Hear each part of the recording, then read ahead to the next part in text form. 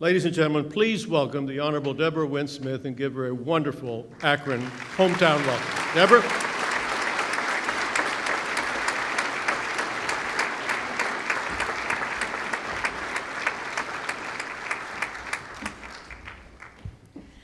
Thank you, Dr. Proenza, for that lovely introduction. And I do think, that it might be a cosmic coincidence, but at this stage of life, I don't really think there are coincidences. So I am absolutely delighted to be here, and it's a tremendous honor and privilege for me, as an Akron native, to be back in my hometown and to participate in this centennial celebration of the University of Akron's College of Engineering. First, allow me to thank you, Dean Herodis, for your leadership and commend you for all your accomplishments that have built upon the legacy of the college's first dean, Frederick Ayers. And of course, the co-op program that we've heard about in the film really is a tremendous national leadership model that we've seen the success of, and it started here at University of Akron. And also, I want to say that under your leadership, and we're seeing this, of course, today and in this room, you're really leading a new chapter of engineering innovation and excellence. And I also want to say thank you for coming to the University of Akron after serving our nation as the Commandant of the Air Force Institute of Technology. Dr. Proenza did not mention this, but I'm very proud. I have two sons who are graduates of the U.S. Naval Academy, and one is now serving in the U.S. Navy, and one is in the Marine Corps. So I know firsthand the critical importance of our 21st century engineering enterprise for ensuring America's national security and enabling our growth. And we heard a little bit about this bachelor's degree in corrosion engineering. This is a very, very significant capability for the country. And again, as a mother who has a son out on ships and one who's a new artillery officer, making sure that we have this capability starts with engineering. So thank you for that leadership as well. Also, I should say, tonight when I arrived and saw the dean and Dr. Proenza and everybody, I kept saying, I must be at the U.S. Naval Academy, because I was there yesterday for the Blue Angels, and everybody was in blue and gold, including me.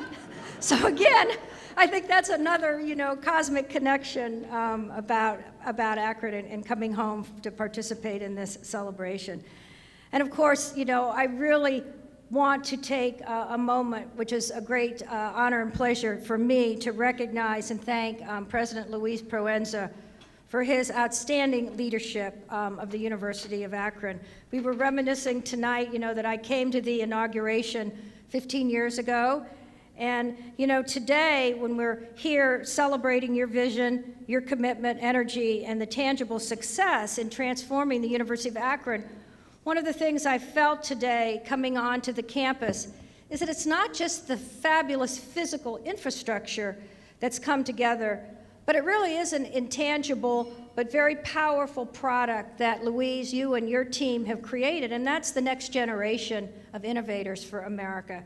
And you've given this not only to this community, to the state of Ohio, to our nation, and increasingly, I understand, so many students around the world who are extremely successful.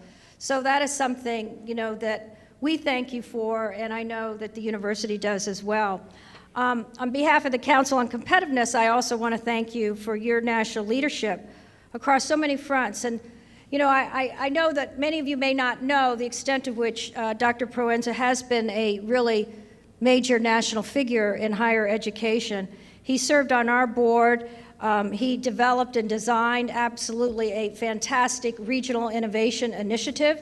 And, the polymer cluster that everybody looks at around the world, started here with Louise's vision around that. I see Rebecca Bagley's here from Nanotech. Pulling all this together is something that really has brought home the pivotal role of our research universities, yes, in training our next generation of innovators, but also being vibrant hubs for economic activity and the role of innovation.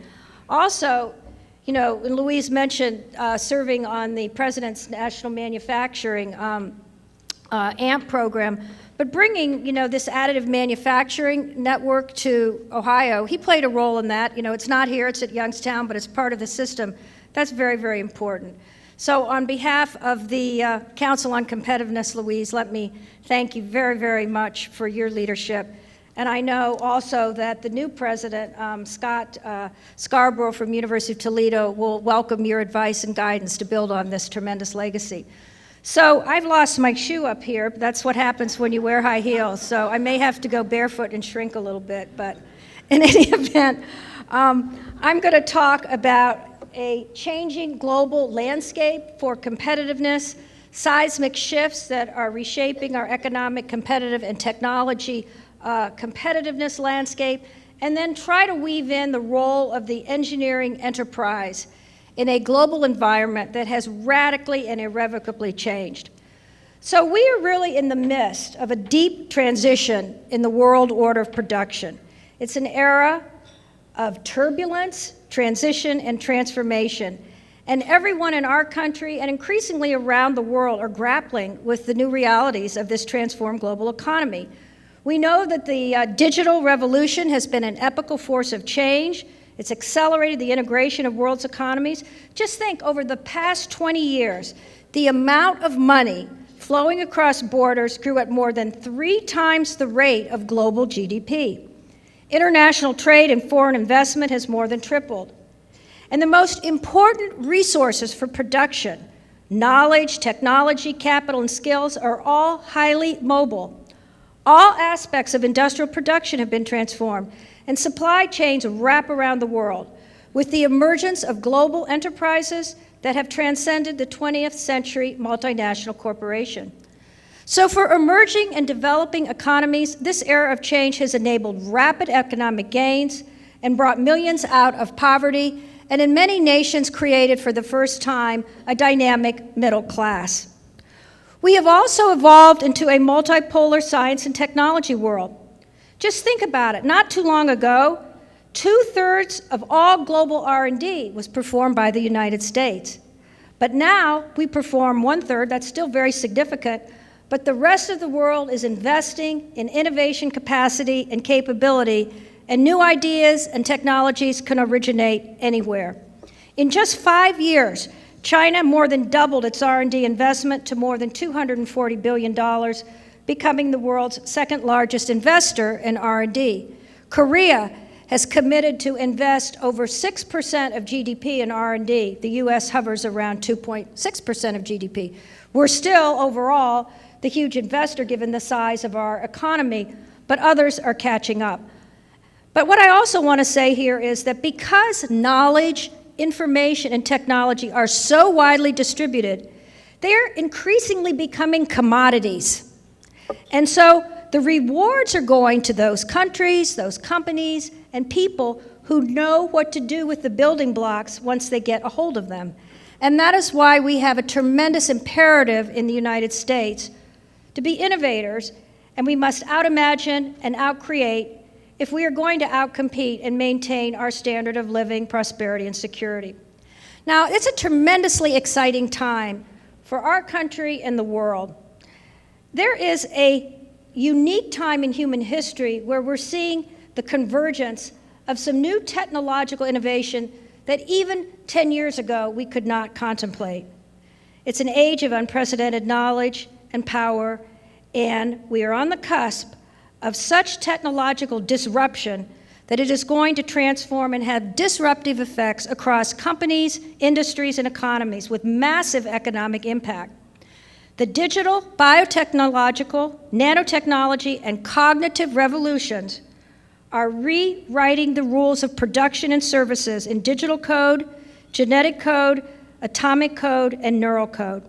And it's the fusion of these 4 revolutions where the value is going to be created, and why in this room we're celebrating engineering, because it will be the systems engineering capability that will enable us to really reap the fruits of these technological revolutions. Let me mention a few things. In biotechnology and its commercialization, the cost of a DNA sequencing has fallen through the floor, down 100,000 in a decade. This is a drop steeper than Moore's Law. It took 13 years and $3 billion to sequence the first human genome. Today, we are doing this for $1,000. We are also marrying a whole new revolution in molecular chemistry and molecular biology with high-performance computing to radically change the whole next-generation drug discovery and collapse the pipeline for drug approval. We're also seeing tremendous innovation in this emerging field of biomimicry, and I understand tonight that the University of Akron is a tremendous player in that as well, and it has, again, already come into our economy. There's a wonderful startup company that's no longer a startup company called Sharklet Technologies that really looked at how the skin of a shark has many antimicrobial properties, and they actually modeled a new disinfectant on how the shark protects itself from infection. And Sharklet Technologies products are now increasingly being used in hospitals to cut down on hospital-borne infection, which we know is a tremendous problem here and around the world. Nanotechnology is already here, with over 1,600 consumer products now enabled by nanotechnology. It's increasingly used not only in electronics, but across many sectors as well, and it will reach the $1 trillion market milestone later this year. Nanotechnology is likely to drive a reordering of production and industry as significant as what was wrought by digital technology. It's going to affect all materials, manufacturing, medicine, energy, food, and yes, warfare. Now, the digital revolution, as I have said, has reshaped the world more profoundly and more rapidly than any other technological development, with the whole network communication that has in many ways democratized information and brought it down to the level of individuals. And we see in different parts of the world increasingly states trying to still control information by putting firewalls to control internet access and all of that. Because as we know, information is power. We know that it was Twitter and all of the social media that had a huge impact in creating, at least enabling and expanding the Arab Spring. The second stage of this digital revolution is already with us, and that is ubiquitous computing, mobility, big data. The Internet of Things, as it's so called now by consultants, is already unfolding before our eyes. Machine-to-machine data traffic is expected to grow nearly 90% annually in the next few years. And it has been estimated that 50 billion devices will be connected in the decade ahead, and ultimately perhaps trillions. With $14 trillion in economic value at stake, increased revenues, and lower costs for businesses, mobility and ubiquitous computing and big data analytics is a huge, huge opportunity and also a challenge. You know, when you look at this whole network communication and the internet and all of that, let's not forget the science was done, but it was engineers who turned this into reality. We also, of course, are in an era of what we like to say at the Council on Competitiveness is a data tsunami. We are actually swimming in sensors, in click streams, in smartphone traffic, in digital transactions, text, bar scans, email, images, video. We're drowning in data. And the data is just gushing in extreme volume, at extreme velocity, and in extreme variety, entering a systems at a rate that follows Moore's law, doubling every 2 years. And of course, this is a tremendous frontier area for innovation and competition, but it has a dark side as well. We know that with what's happening with children and how they are relating to these devices in their social lives and what that means, but also, of course, the cybersecurity issues and the protection of our personal data, and also the issue of cybersecurity for our industry. I don't know how many of you saw the recent headlines in the Wall Street Journal that announced the FBI's filing charges against cyber crime that's coming out of China. Russia's also a place for this. I have the great honor of serving on the Commission for the Theft of American Intellectual Property that's chaired by Admiral Dennis Blair and Governor John Huntsman. And our report that came out last year, I commend it to all of you if you're interested in this topic, is absolutely scathing and terrifying, the extent and scope of the theft of American intellectual property through cybersecurity means. So again, to solve this and deal with this, these are large-scale engineering challenges. So let me also say something briefly about the cognitive revolution as one of the four I've highlighted. You know, again, this is all linked in to biomaterials, bioengineering, physics, everything that we're doing to understand the most complex system that's ever existed, the human brain, and how we will learn and work, and the machines we make, how we will not just treat disease, but cure disease so before it ever starts. All of this is at the forefront of this cognitive revolution. And of course, I know in this region in particular, Cleveland, Akron, tremendous research is underway on the whole cognitive revolution. So engineering, the engineering mindset, and the 21st century conceptual engineers that you're training here at the University of Akron are really going to be at the forefront of reaping the great rewards from these 21st century science and technology revolutions. These opportunities for innovation also have to change the way our universities teach at the undergraduate level. And again, I think the University of Akron really is at the forefront of what many universities are not doing, which is still educating in disciplinary stovepipes. Most corporations have moved to multidisciplinary research and innovation teams because they know that the problems faced by their customers and opportunities in the marketplace require that. So a skill base for driving high-value, game-changing innovation must span the arts, the humanities, the social sciences, business, design, marketing, finance, and management, as well as the sciences and engineering. We like to say at the Council on Competitiveness, we need artists who think like engineers, and we need engineers who think like artists. We need a cauldron of creativity. Now, I will brag a little bit about the Naval Academy, since I have these two sons there and have the opportunities to spend a lot of time at the Naval Academy. One of the things that they've done as a model that I think really needs to be replicated in other undergraduate institutions in our country, perhaps not to the scale of what they're doing, but at least some of that. And this is it. Every undergraduate, midshipman or woman at the Naval Academy comes out of that place with a complete engineering degree. They've got all the STEM, they have to do all of that. They are engineers. Now, they can major in nuclear engineering, whatever, but they have basic engineering. But that's not enough. They have to now have what's called LRIC. And I don't know how many in this room would even want to raise your hand and say, what is LRIC? We all know what STEM is. Well, LRIC is language, regional expertise, and culture. And what they are doing by design is they are mashing up the whole STEM and engineering with the arts, humanities, and social sciences. And then the third ring around that is leadership. You can go to a major engineering undergraduate institution in this country and not have to take a language, not have to know the history and the culture that gives us the conceptual thinking ability on which our innovation depends in the future. For me, as a classical archaeologist, I'm very, very disappointed that I was able to get through an undergraduate degree and never, ever had any exposure to engineering whatsoever.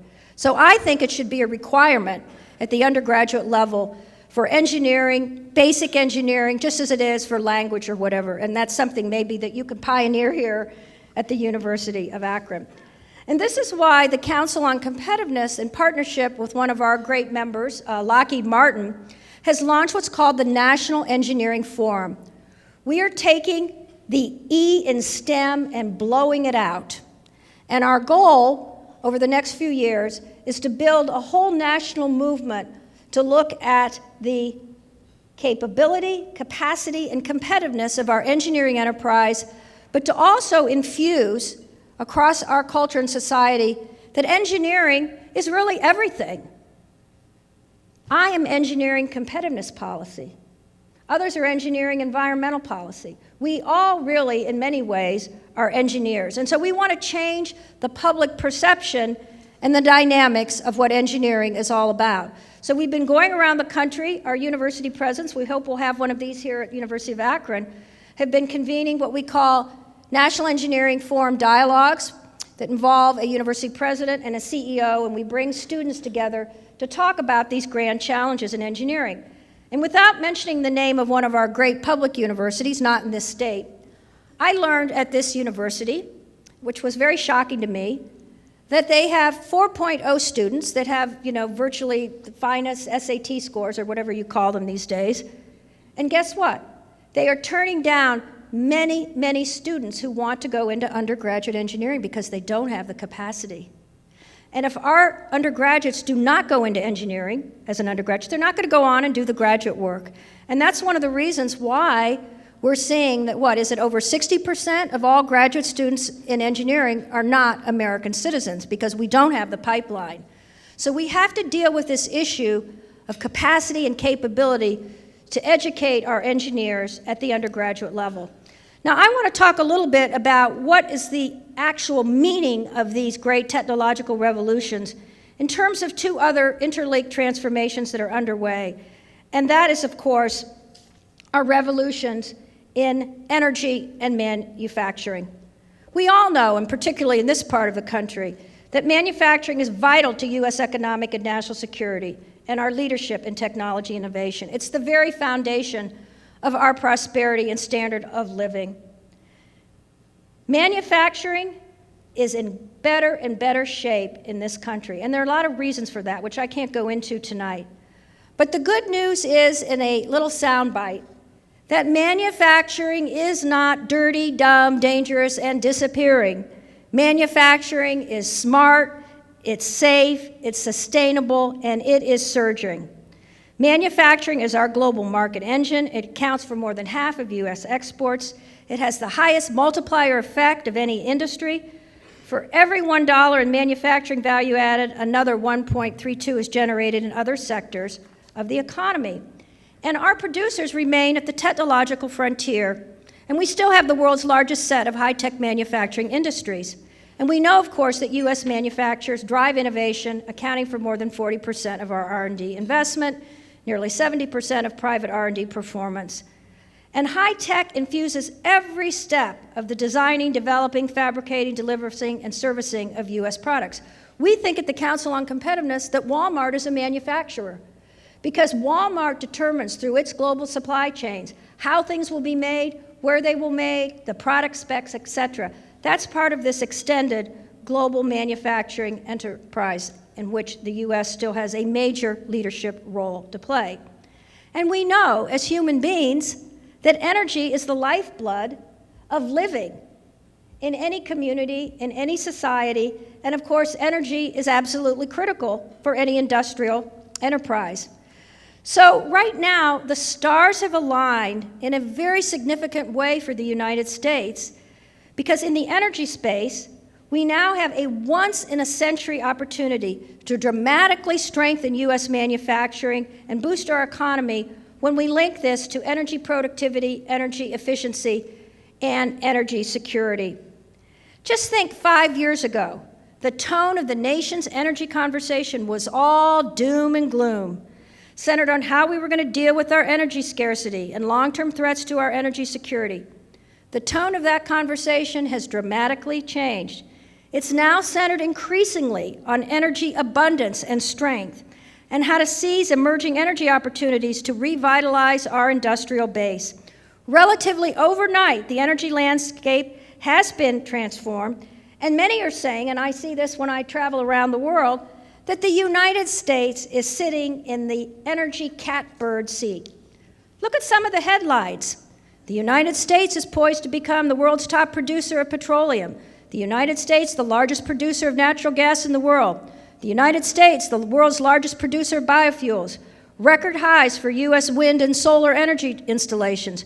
Treasure troves of U.S. natural gas and oil unlocked by new technologies. And yes, we're going to move to do fracking without water and a lot of the chemicals. That's in the innovation space already underway. Record-breaking increases in crude oil and natural gas have proven that our reserves really can take care of us if we wanted to stay in that world for the next 100 years. And of course, we're seeing the jobs and the reshoring and the restart of manufacturing based on our energy supplies that, again, is changing the game of global competitiveness. Here are a couple interesting factoids. Industrial consumers in Japan and the EU pay more than twice as much for electricity as do their counterparts in the United States. And even now, Chinese industrial consumers pay almost double the U.S. price. We're seeing, again, with our energy strength, that billions of dollars are coming back into the United States in new advanced industrial facilities, and many U.S. producers have announced tremendous expansion in America. And of course, this has huge geopolitical strategic implications. You know, whatever you think about the Keystone Pipeline, if I were in the White House and in the foreign policy arena, what I would recommend to our president is to immediately approve that Keystone Pipeline and send the message to the rest of the world that we're potential exporters of gas, and it would change the whole dynamics of what's happening with Russia and China and other parts of the world. And for those who are upset about the Keystone Pipeline, guess what? If that oil does not come through the most advanced, environmentally sustainable pipeline in the world, it will come in on a much less safe way on freight trains. And the jobs and the innovation that go with that are going to be huge. Luis knows the vice chairman of the Council on Competitiveness, who represents labor, the president of the United Brotherhood of Pipe Fitters and Plumbers. This union of about 400 skilled tradesmen is, in my view, what a labor union should be. It is outstanding. They do all of their training themselves. This is the workforce that does the welding on a nuclear sub, that does the most advanced industrial infrastructure. And they, of course, are very much behind the Keystone Pipeline because they know that not just in terms of jobs, but in safety and security, it has huge benefits for the United States. And I'm not here to argue for that. I'm just using that as an example of this interconnectivity between energy and manufacturing and where investment's occurring and geopolitical and national security issues. They all come together and converge. And guess what? Engineers will be the ones who solve these problems and deal with these challenges and, again, create the value from these opportunities. Now, you know, we're here in the Midwest, and I would love, I could have done a different talk, actually, and spoke a little bit more about the role of Akron and the Midwest in our not only industrial might, but how we won World Wars II and what it meant to creating the middle class. But as a classical archaeologist, I do look at the continuum of human civilization. And I think I said to the dean when we were driving over, we didn't leave the Stone Age because we ran out of stone. And it was actually Stone Age engineers who figured out a lot of the innovations. And my field is Bronze Age Aegean archaeology. And I know the Mycenaeans and Minoans became the leaders and dominant forces in that time, almost 2,000 years before Christ, because of their innovation in materials and engineering new materials and having not just the weapons, but also, the supply chains and shipping and being able to go to Cornwall to get tin. All of this was around engineering and innovation that changed the way people lived and worked and the balance of power. So, here we are in Akron, and I could give you a talk tonight on the history of the rubber industry as a parable, as a metaphor for ideas, imagination, risk-taking, entrepreneurship, and engineering. But I'm not going to do that. We'll be here all night, but I want to share a few little interesting pieces of history that is relevant to this discussion. So where do we think the journey with rubber actually began? It began more than 3,000 years ago here in the Americas with the mysterious Olmecs, the first great Mesoamerican civilization, and perhaps, Louise, the first polymer scientists, although some would say the Egyptians were the first nanotechnologists because they figured out how to make blue paint out of cobalt. But the Aztecs named these people the Olmecs. This is fascinating. They called them the rubber people.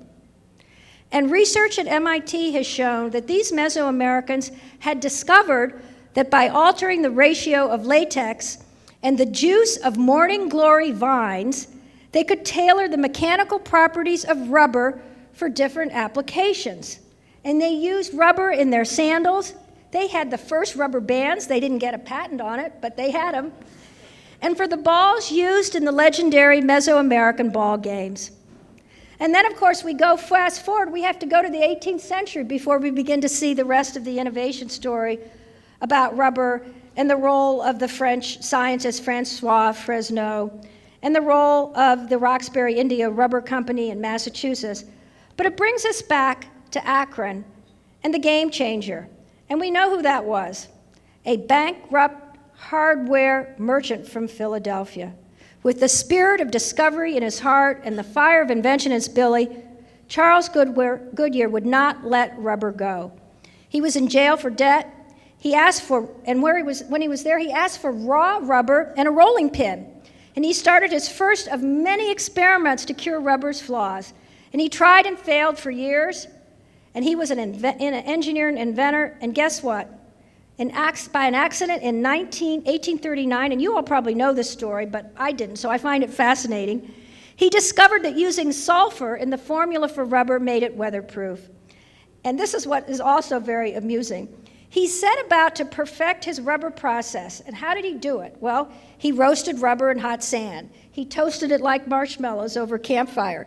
He steamed it over a tea kettle, and he pressed it between hot irons. And at last, he came up with a successful formula, the game-changing vulcanization of rubber, which set the stage for large-scale industrialization of rubber and all that it brought.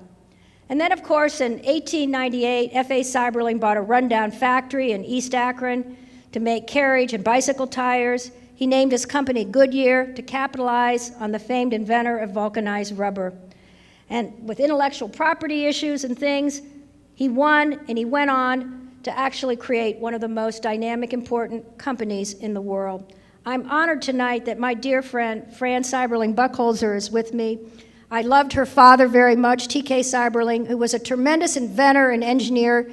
And of course, those of you who know Fran know that she was the first leader, really, in this part of the country at Goodyear to bring together the environmental and sustainability mantra to manufacturing. And so I think that leadership gene and inventor gene continues, Fran, through you as well.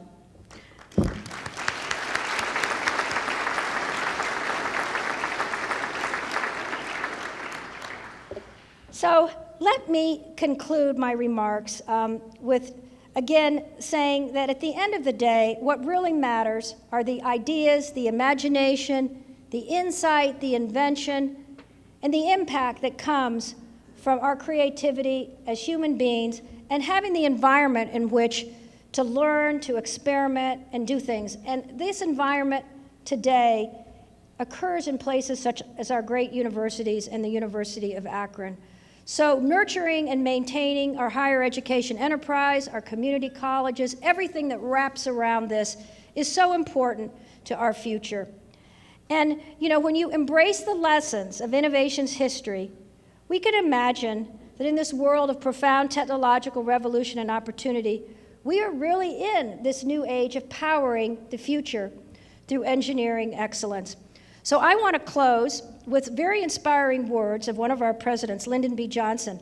I don't know, I'm sure lots of you in this room travel as much as I do, and you know, when you're getting ready to go through customs wherever, you take your passport out, and I could never remember my number for some reason.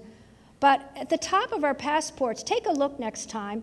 It's really a beautiful example of artistry with technology, because you know we have the scanning and all that in our passports. But our passport office did something very lovely and brilliant.